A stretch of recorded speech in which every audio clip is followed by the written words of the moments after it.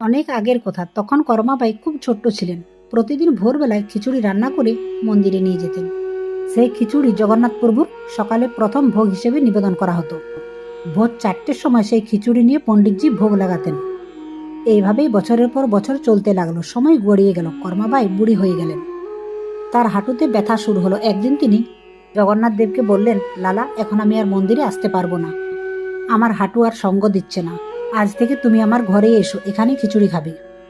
এই কথা বলেই তিনি বাড়ি ফিরে এলেন। পরদিন ভোরবেলায় কর্মাবাই খিচুড়ি রান্না করতে লাগলেন। মনে মনে ভাবলেন, আজ তো লালা আসবেনি। তখন একটি মিষ্টি কণ্ঠস্বর শোনা গেল, মা, খিচুড়ি। তিনি দেখলেন একটি ছোট্ট বালক দাঁড়িয়ে আছে। তিনি তাকে খিচুড়ি দিলেন, জল দিলেন। বালকটি তৃপ্তি করে খেয়ে আনন্দের সঙ্গে চলে গেলেন। এইভাবেই প্রতিদিন জগন্নাথ দেব আসত খিচুড়ি খেতে।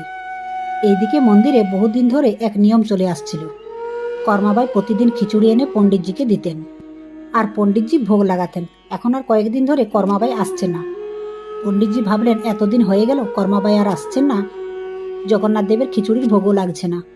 কাল সকালে আমি নিজেই তার বাড়ির পথে যাব, দেখি কি হয়েছে। পরদিন ভোরবেলায় তিনি দেখলেন কর্মাবাই খিচুড়ি রান্না করছেন। পণ্ডিতজি অবাক হয়ে বললেন, মা, এখন তার আপনাকে মন্দিরে দেখা যাচ্ছে না? সব ঠিক আছে তো? কর্মাবাই হেসে বললেন, পণ্ডিতজি, এখন আর মন্দিরে যাওয়ার দরকার নেই। লালা তো এখন নিজেই আমার কাছে আসে, এখানে খিচুড়ি খেয়ে যায়। পণ্ডিতজি মনে মনে ভাবলেন, বুড়ি মানুষ হয়তো ভুলভাল কথা বলছে, ভগবান নাকি নিজে এসে খাচ্ছেন। তিনি আবার বললেন, মা, এখন তো আপনি স্নানও করেননি, অথচ খিচুড়ি রান্না করছেন। এই কথা শুনে কর্মাবাইয়ের মনে লাগলো, হ্যাঁ, ঠিকই তো, স্নান করা উচিত। পরদিন ভোরবেলায় স্নান করে পুজো করে খিচুড়ি রান্না করতে লাগলেন। ঠিক তখনই আবার, মা, খিচুড়ি। আরে লালা, তুমি তো এসে গেছো। আজ আমি একটু দেরি করে ফেলেছি, তুমি বসো, আমি তাড়াতাড়ি বানিয়ে দিচ্ছি।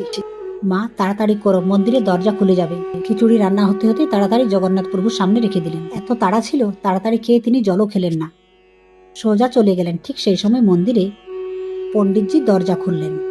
তিনি দেখলেন জগন্নাথ দেবের গালে খিচুড়ি লেগে আছে। পণ্ডিতজি হাত দিয়ে সরাতে গিয়ে দেখলো খিচুড়ি একেবারে গরম। পণ্ডিতজির হাত পুড়ে গেল। এত ভোরে এত গরম খিচুড়ি এলো কোথা থেকে? এরপর তার হঠাৎ খুব ঘুম এলেন। তিনি ঘুমিয়ে পড়লেন।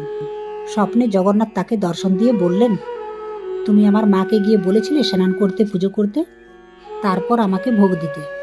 কিন্তু আমার তো স্নান পুজোর দরকার নেই, আমার দরকার ওর ভালোবাসা আর ভক্তি।